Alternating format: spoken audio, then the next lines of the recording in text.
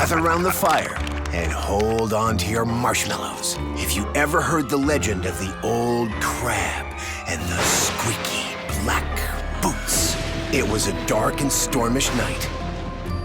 The old crab was celebrating his daughter's birthday with a delightful musical performance. Pearls a whale, and it's her birthday!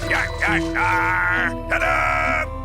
Thanks for the show, Dad. Now can we open the presents? But instead of shelling out the clams for a pair of flipper slippers, the old crab unwisely bargained for a pair of mysterious black boots. Dad, you ruined me! Little did they know, what started as a harmless gift would turn out to be a spine-chilling nightmare. Boom! Are you scared yet? Good. The next day, the stingy old crab brought the unwanted boots to work with him. Oh, what am I gonna do? I spent $2 whole on these boots. Suddenly, there was a knock at the door. His unsuspecting fry cook entered the office. Mr. Krabs, can I get my paycheck? Seizing the opportunity, the shifty old crab spun a tall tale. SpongeBob me Bob! Convincing the wide-eyed and porous cook to take the incredible, one-of-a-kind boots instead of his paycheck. I'm ready, I want those boots. That's when things started to take a turn for the worse.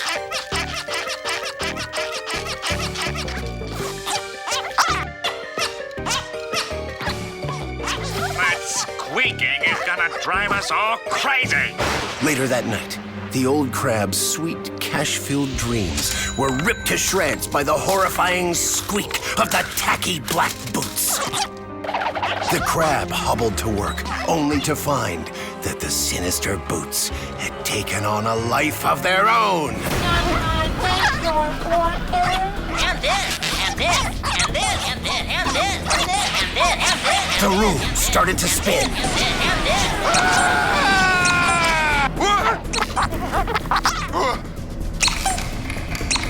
What's it?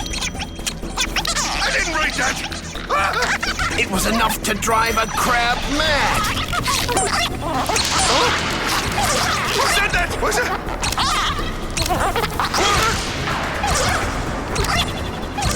Should we keep going? You can handle what comes next, right? We can. I mean, sure we can. The crazed crab grabbed the boots and ran to the kitchen. Heart pounding, he raised the maniacal boots above his head and plunged them into a boiling pot. With a fateful breath, he opened wide and swallowed the boiled boots whole. The deed is done. I need a vacation. Bye, Mr. Krabs. Hoping peace had been restored, the old crab and his daughter headed out of town to escape the memory of the chilling boots. Or so he thought. Oh, no.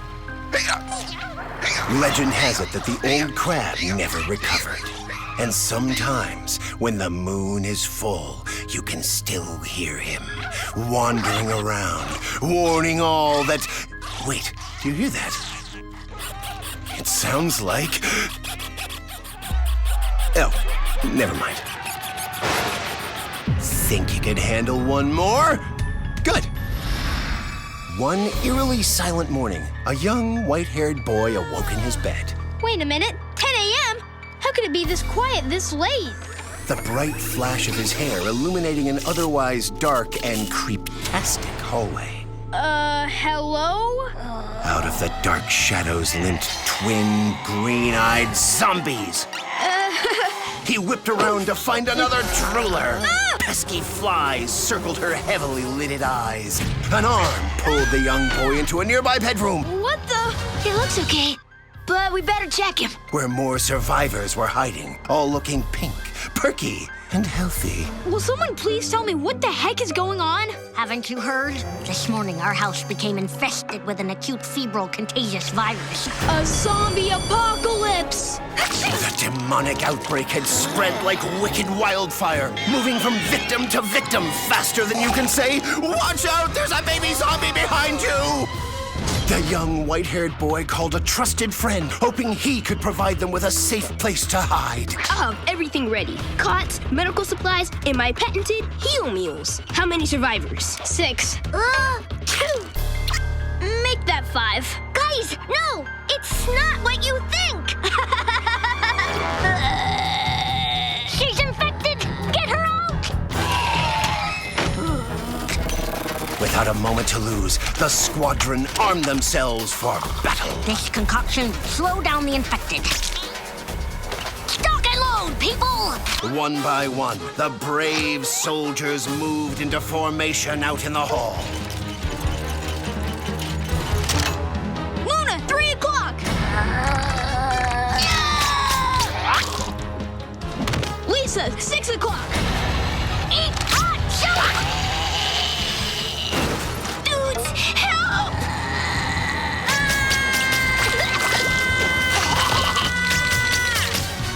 But it was too late.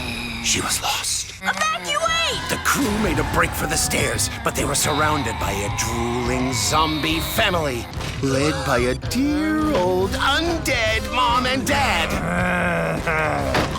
Barely escaping, they raced to the back door. We'll be tasting freedom in 3, 2. Hey! Out of nowhere, a green and diseased bubble floated into the kitchen, hitting one of the girls on the nose.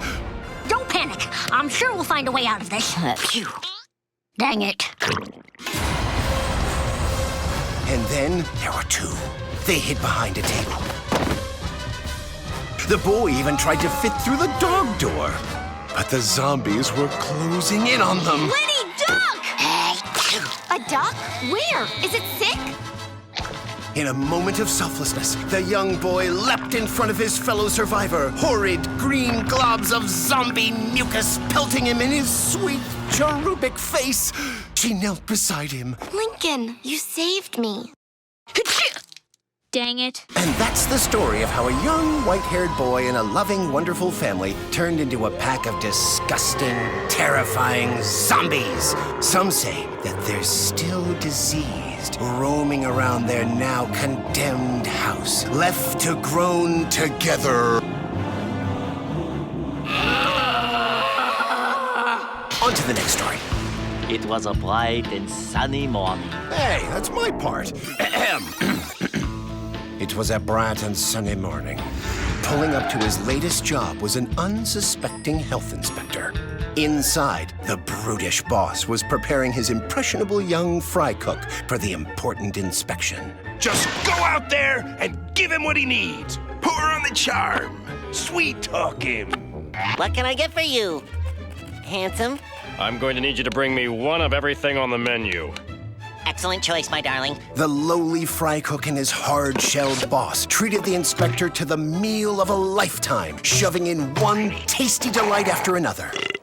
And did the voluptuous inspector enjoy his meal? So far, so good. I just need to try a plain Krabby Patty and my inspection will be finished. While the two celebrated, a news announcement flooded the kitchen.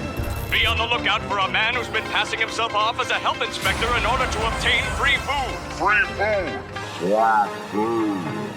If that imposter wants a Krabby Patty, then by Neptune we'll give him one. They barbarically doctored the delicious patty until they created the most hideous burger to ever terrorize the 7 seas. I call it the Nasty Patty. The fry cook took the diabolical patty out to the unsuspecting inspector. As he lifted the misshapen patty to his lips, a sea fly buzzed its way to the back of his fishy throat. He choked, crashing to the ground.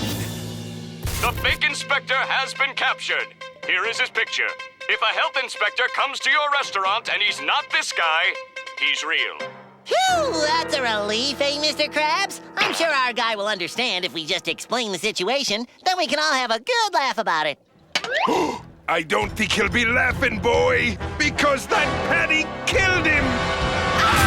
Ah! We gotta get rid of this body before anyone sees it. We gotta take it out and bury it. They hatched a devilish plot. The fry cook and his boss waited until it was pitch dark, and by the light of a single lantern, dragged the ragged inspector up a sandy dune. This should be far enough. Now get digging. Yes, sir. Suddenly, they were interrupted by a bright light. I'm afraid we're gonna have to arrest the two of you for not being at the Krusty Krab to whip us up a couple of delicious Krabby Patties. Laugh, Roy. The sky opened up into a brilliant lightning storm, sending the health inspector down the mountain. Put him in the trunk, boy. I'll keep them cops busy. Get away! Back at the scene of the crime, the frazzled fry cook stuffed the inspector into his ever-expanding hat. Meanwhile, his boss tried to distract the hungry officers with a tasty soda pop. Hey, there's no ice. Ice? Ice? You want ice? Is that what you want? You want ice? I'll get it myself. The duo panicked There is no ice. Step aside. as the cops swung open the freezer door, revealing nothing. It's empty. Behind them, a giant moaning figure emerged from the shadows. It's a zombie! Terrified, the cops ran towards the crazed inspector, hitting him over the head with whatever they could get their hands on. Hey, this guy's not a zombie. At the risk of being hit again, I'd like to present you with this. We passed the inspection. Hooray! Come on, everybody. Krabby Patties and half price. Everyone cheered and celebrated with delicious patties. Little did they know, the nasty patty had come alive, haunting the restaurant and its patrons, wreaking havoc on all who dare order a plain, delicious patty. But that's a story for another time. Still not spooked? Well, campers, do you know the story of the little princess and the doll of despair? Once upon a time, there was a bright little princess who loved pageants, teddy bears, fairies, Pass, I'm into unicorns now. whatever. But there was nothing she loved more than dolls, especially her sister's treasured porcelain beauty, with its angelic white dress and delicate blue bow. She's breathtaking. You absolutely must allow me to throw her a welcome to the family tea party. Oh, sorry, Lila, but no. She's really fragile. I have to find a way to play with that doll. So, the little princess snuck into her sister's room and swiped the precious doll from its creepy confines in order to treat her to a cup of piping hot tea. I'll make it extra sweet for you.